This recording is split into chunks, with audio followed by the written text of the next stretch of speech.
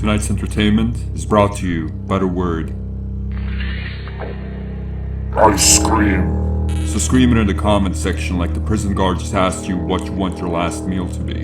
If you enjoyed this video, make sure to leave it a like. It pleases my technocratic overlords. With that said, I hope you enjoyed tonight's story.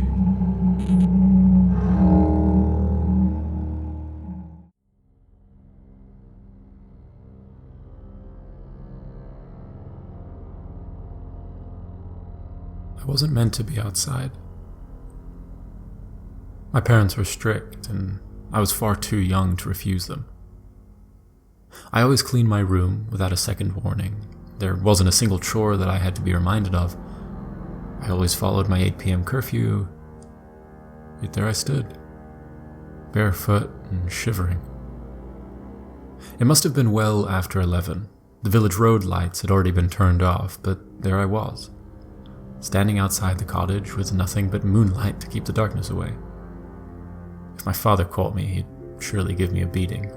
If my mother caught me, she would surely tell my father.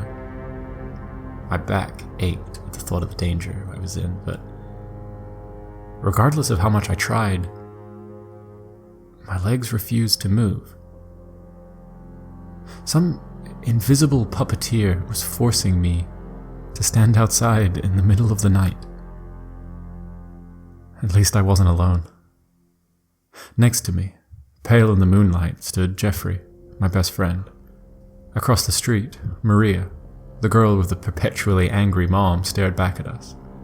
All of the village children were standing outside of their cottages, just as terrified as I was. I tried speaking to Jeffrey, and he tried speaking to me, yet when we opened our mouths, no words came out. All the children of the village stood by the road, their jaws snapping soundlessly, just begging for help that wouldn't come. Slowly, creeping with an echo through the valley, it came. Mr. Mobino's ice cream truck. Mr. Mobino was the only ice cream salesman who had come to the village. All the children loved him. The jingle of his ice cream truck would always herald in a moment of happiness into the monotony of rural life. His frozen treats would cheer us all up on the greyest of days. It wasn't just because of the ice cream that every single child would chase after his truck, though. We loved Mr. Mobino, because he wasn't like the other adults in our lives. He smiled, and he laughed, and he told us interesting facts about lizards. Where our parents spoke of harsh winters and warned of slim harvests, Mr. Mobino, he made us excited about the world that we lived in. He made every day exciting. He made every day sweet. The ice cream truck jingle grew too close to be mistaken, and for a moment I was certain that Mr. Mobino would jump out of the night and save us from whatever sleepwalking trance we'd been lulled into. When I finally saw the truck, all my hopes of aid came crashing down. It wasn't the same truck I would wait for every afternoon. No, the truck that came riding through that village was completely different. Gone were the cheery ice cream advertisements and the calm blue paint of the truck. Instead, the truck was covered with pictures of bats and skeletons that looked like they were drawn by someone who hates children. The truck glowed in a sickly neon glow. It was almost as if it was surrounded by some horrid spores that fed on our fear. I didn't want to follow the truck. The sight of it made me so scared. I wanted to scream, but I couldn't scream. And whatever puppeteer controlled my legs refused to acknowledge my fear. I found myself walking behind the truck. I was not alone. More and more children joined in as we followed the glowing machine to the edge of the village. They were all trying to scream. They all wanted to go back to the safety of their own homes, yet none of us could resist the call of the neon green ice cream truck. Once we reached the edge of the village, the truck rode off into the nearby woods. Beneath the cover of the trees, the moon and the stars disappeared.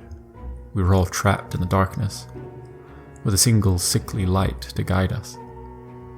The truck stopped. The children of the village shuffled themselves into a line. We moved towards the window of the truck one by one, just like we did every day when Mr. Mobino came to our village. This time around there was no laughter, cheers. We simply moved one by one, awaiting to be served in complete silence. When I saw him, I tried to scream again, but all my throat could release was a hiss. The man leaning out of the ice cream truck barely resembled Mr. Mobino. His fancy mustache, his bushy eyebrows, they'd all disappeared. Mr. Mobino's face was completely hairless, and his usual look of joy was replaced with a vacant stare.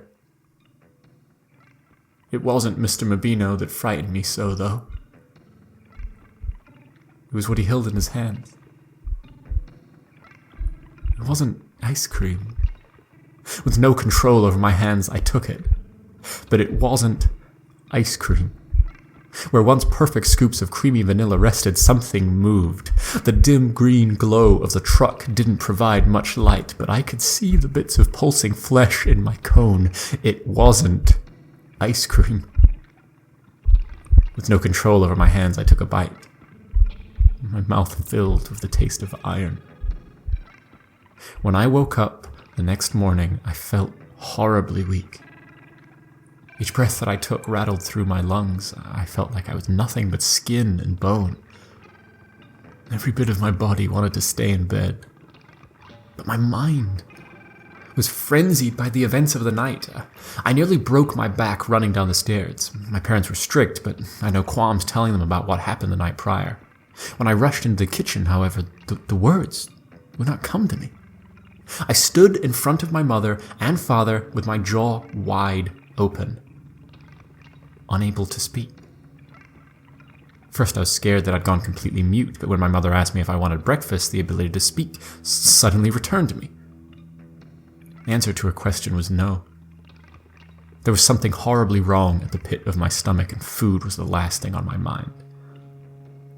I made a couple more attempts to communicate what happened the night prior to my parents, but I once again found myself speechless. Things were no better at the schoolhouse. When I tried to speak to Jeffrey or to Maria or to any of the other kids that were witness to the neon green ice cream truck, the words simply wouldn't come. We were all aware of what had happened the night before. The reality of the nightmare was unavoidable in our eyes, yet we couldn't speak about it. During lunch, it was impossible to eat. The thought of chewing, of swallowing, of consuming any form of nutrition was downright revolting to me. My body refused any idea of food. Even the mere thought of it made me gag. Yet somewhere, in my core, an insatiable hunger festered. My body didn't crave food. It craved something else. As the school day carried on, that relentless longing grew stronger and stronger. Beneath my teeth, I could feel the gentle pulse of a foreign heartbeat. My spit tasted of iron. I wasn't the only one who was suffering. All of my classmates, all of the children who'd walked through the woods with me the night before, they all looked just as horrid as I did. Skinny shells of once happy kids with thick spit bubbling at the edges of their lips. Unable to verbally acknowledge what was happening, and with nothing better to do once the final bell rang, me and Jeffrey did what we always did after school. We went to play with the wooden swords our fathers had made us. Yet as we stood out on the village road swinging our splintery sabers, we weren't kids. Enjoying the land of make-believe, we were two creatures of flesh and bone, dripping mucus from our mouths, brandishing weapons that couldn't defeat what plagued us. We swayed back and forth with our toys, trying to recapture the spark of childhood innocence that Mr. Mobino snuffed out. Then, from the valleys beyond the village came a familiar echo. The cheery jingle of the ice cream truck. I wanted to run away. From the sheer look of terror in his eyes, I could tell that Jeffrey wanted to run away too. But regardless of how scared we were, we both stood still. As the discomforting ice cream music grew closer, the other children of the village left their cottages and stood outside just like they did the night before. No one wanted to be there. The fear on that patch of road was palpable. We all wanted to scream. We all wanted to run away. Yet when Mr. Mobino's truck rolled into the village like desperate rats to the Pied Piper's flute, we all followed the truck. There's no laughter. There are no jokes. Mr. Mobino simply pressed the ice cream cones in our hands one by one and then drove off. His demeanor was completely different. But it wasn't just Mr. Mobino that had changed. At first glance, the ice cream looked just as creamy and delicious as it always had, but there was something wrong with it. My hands acted independent of my body. I had no choice in the matter of consuming the ice cream, yet, just as the frozen treat approached my dripping lips, I saw it. Beneath the flakes of ice and vanilla, the scoops of ice cream moved. As my quivering tongue pressed against the ice cream, I could feel a heartbeat. The once delicious notes of sugar and ice were gone. The ice cream tasted of spoiled milk and metal. With each forced lick of the unsettling cone, the implacable craving that had been brewing in my chest disappeared. Yet its absence didn't make me feel any better. It simply fortified the exhaustion in my young bones. I went to sleep early that night, hoping that the past day was just a momentary parting with reality. This wasn't the first time that my childish mind had gripped onto the unknown and suffered for it. My personal history was filled with monsters under beds and men hiding in shadows, and shortly after the September 11 attacks in America, I even found myself certain that Osama bin Laden was hiding in the woods near our village. I hoped that the ordeal of the ice cream man was just another byproduct of my colorful imagination. I went to sleep early that night, hoping that I would wake up to a world that I could understand. By midnight, those hopes were crushed to dust. I wasn't meant to be outside. None of the kids were meant to be outside, yet there we were, just like the night prior, scared, shivering, and without a shred of control over our bodies. He led us to the woods with his truck shining through the night. He forced us to feast on still living flesh. By the time the sun rose, nothing had changed. None of us could eat. All the children in the village looked like political prisoners who had gone on hunger strikes. We were all miserable husks of who we once were, but none of the adults would acknowledge the change. They just yelled at us for not eating and being lazy. Time stretched itself into a vague mirage of life, punctuated by the painful visits from the ice cream man. During the night, he would feed us bloody flesh. During the day, he would feed us flesh poorly disguised as ice cream. Each meal we were forced to eat simply made us hungrier. Day by day, Mr. Mobino's grasp on the village children grew into a suffocating stranglehold. We all bore the signs of starvation. We were all trapped in a horrid ritual of Mr. Mobino's making, yet all the adults in our lives were blind to it. All the adults. With the exception of one old crone. It could have been a week after Mr. Mobino's transformation. It might have been a month. My perception of time was non-existent by then. The only things that stood out to me were the visits of the demented ice cream man and the scolding my parents would give me for sleeping all the time. All that I remember is that it was a foggy day, and I was shuffling my way to school. "Help," came a weak voice from the curtain of white. "Please, if someone can hear me, help. I have fallen and I can't get up." Every muscle in my body ached. The last thing I wanted was to be disciplined with a ruler for being late to the schoolhouse, yet as I heard the frail voice, I followed it. At first I was scared that I was once again ensnared in the service of some invisible puppet master, yet as I walked I realized I still had control over my body. Please, gentle souls, anyone who can hear me, the creaky voice cried. please come and help an old woman who cannot help herself. I followed the voice. Not because I had to, but because I knew what it was like to be trapped in need of help.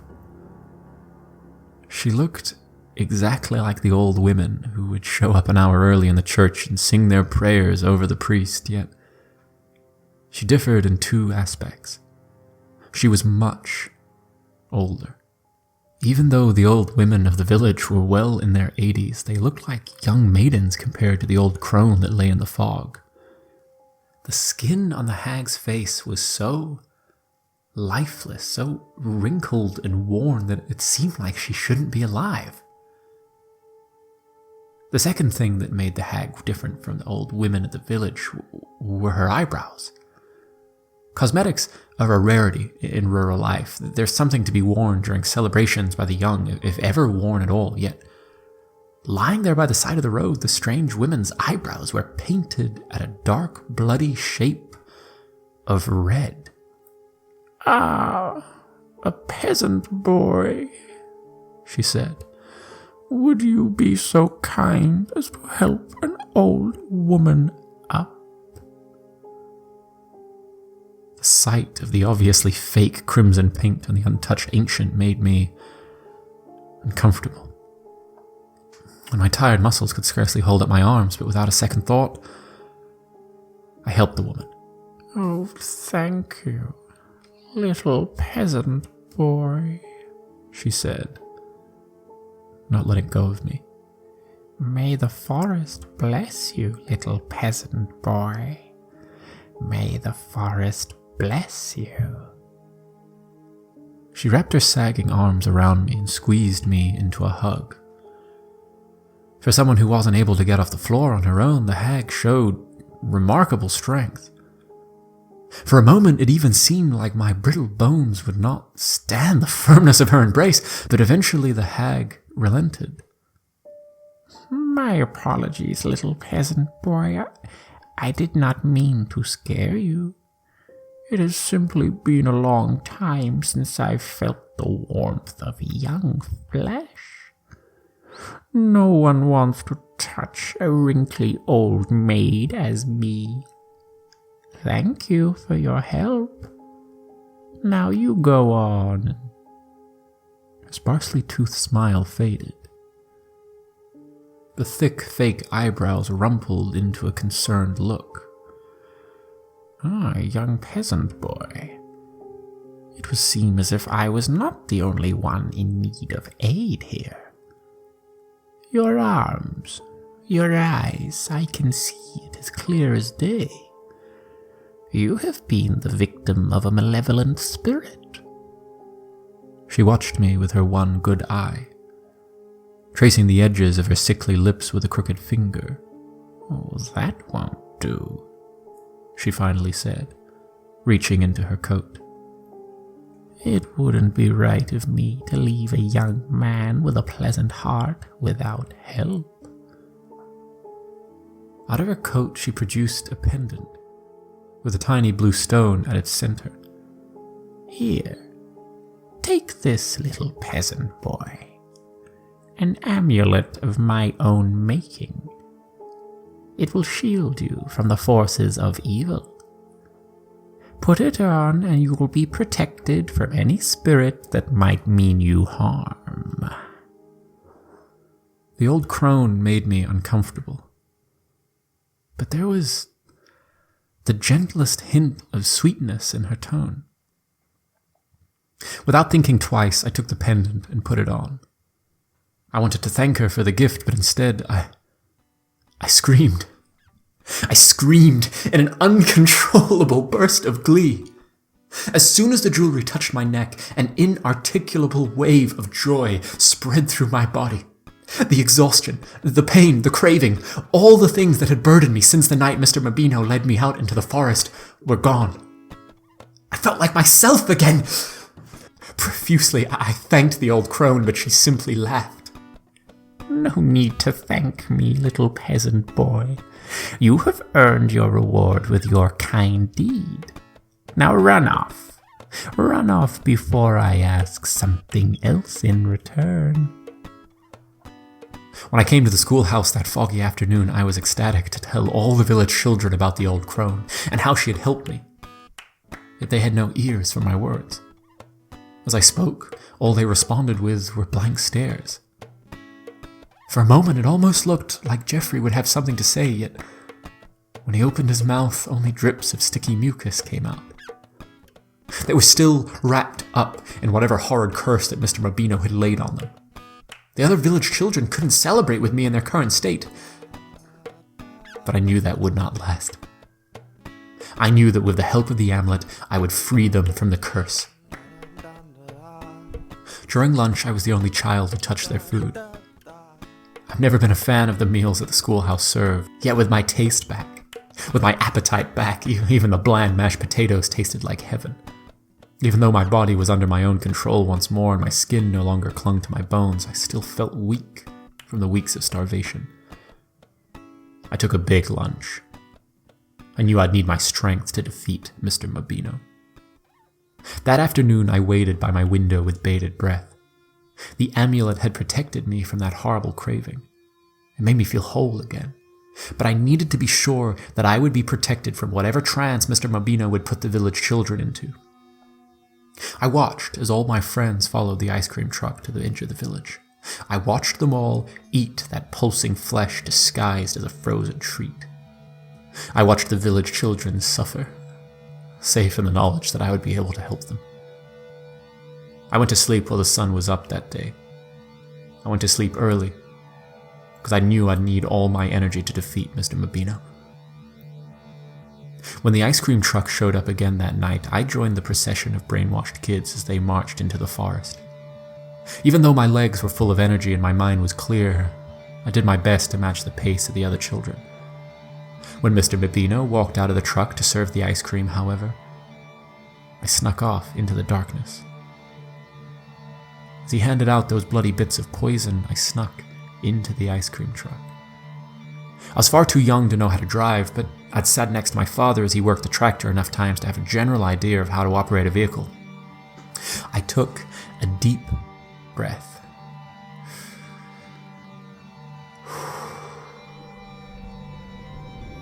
And pressed my foot down on the gas pedal. Thud! I hit Mr. Mobino. Crack! The heavy ice cream truck made quick work of his bones. Thud! The job was finished. I pulled the handbrake and leaped out of the truck.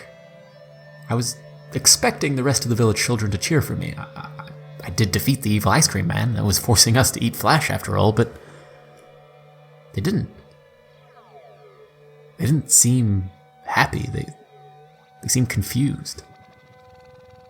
They were all looking at Mr. Mobino's body. Oh, he's dead. Guys, can't you see? I saved you all, I yelled. All the children looked much healthier than before, but they were still terrified. When he opened his mouth, a bunch of spit slid out, but eventually Geoffrey managed to speak. I don't think Mr. Mobino is dead. He wasn't. The ice cream man's body started to twitch. The green hue from his truck grew brighter than a spotlight. In that blinding light, I saw Mr. Mobino's body transform. His arms popped out of their sockets, his jaw morphed into a monstrous maw. The clothes he wore ripped beneath the strain of his new flesh.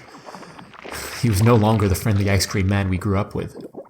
He was no longer a man. Before us stood a giant beast, its single yellowed eye darting through the crowd, searching for me. Mr. Mobino's two human arms split into an octet of dripping tentacles, which floated around, looking for a target to grip. The beast's jaws snapped with anger, bloodying themselves in the process. The bigger the monster grew, the brighter the neon glare of the truck got. The silhouettes of the other children scattered to the rays of green. I see you. The beast boomed. I see you, and you will pay for what you have done. If it wasn't for my big lunge, if it wasn't for the nap I took, I wouldn't have been able to jump out of the way of the beast's lunge. Yet, with my energy reinvigorated, I was able to jump away in the nick of time. The beast raised its hard maw, spitting away bits of earth and blood as it roared again. Its flesh pulsed with unspeakable power. I knew I could not defeat the creature on my own. Yet just as hopelessness was about to set in, I noticed that the neon light stemming from the ice cream truck was beating in tandem with the pulsing monster's body. The truck was the source of power for the horrible creature. As the beast raised its maw to once again leap at me, I did the only thing I could think of. I slid under the truck. With one swift motion, the abomination that was once Mr. Mobino wrapped its jowls around the truck and swallowed it whole. With even greater intensity, the beast roared once more. But then it stopped. As if something had been caught in the monster's throat, the angry roar soon turned into a choked whisper. The creature threw itself from side to side in a furious last effort to destroy me, but I was quick on my feet. With every blind lash of its long appendages, with every missed bite with its massive maw, the beast grew smaller and smaller until it ceased to exist. With my work done, I started to make my way home alone. When I got outside of my cottage, however, I found a crowd of children waiting for me. "Thank you for saving us," Jeffrey said, and then he hugged me. Years later, when I bump into anyone from the village where I grew up, we always compare notes on how life in the wider world has been. Some of us have been successful, and some of us haven't. Some of us have big families, and some of us don't. And some of us are happy, some of us struggle, but one thing's universal. None of us have ever touched any ice cream since the night Mr. Mobino took us out into the woods.